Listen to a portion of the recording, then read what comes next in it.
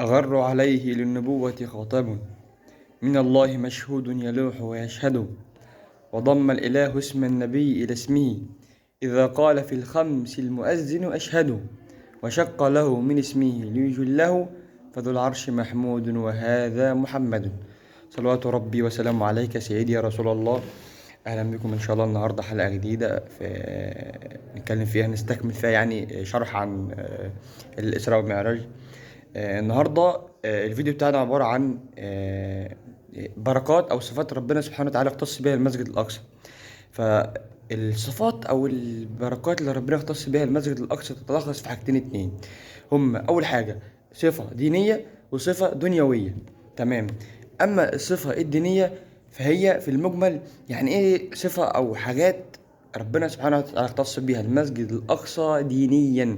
يعني إيه؟ يعني في المجمل ان الارض دي او ارض الشام اللي منها فلسطين اللي فيها المسجد الاقصى يعني كانت مقر لمعظم الانبياء السابقين، من سيدنا عيسى لسيدنا زكريا لسيدنا ابراهيم.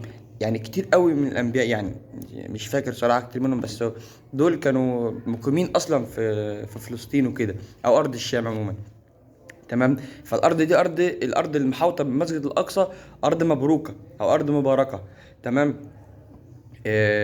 ديت الصفات الدينية.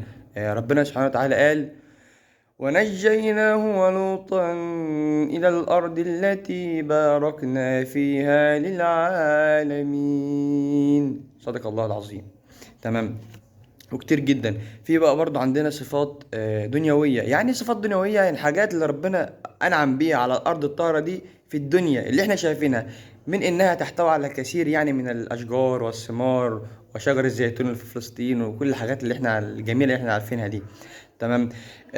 يعني كتير قوي من العلماء كانوا بيقولوا إن المسجد الأقصى ده أو الأرض دي، الأرض اللي في قلبها المسجد الأقصى اللي هي أرض فلسطين، كانت كانت متعبد لكثير من الأنبياء. في كتير من الأنبياء كانوا مروا بالأرض دي وكانوا مقيمين فيها أصلا، وكانت مصرة للنبي صلى الله عليه وسلم، وكانت معراجه إلى السماوات العلى.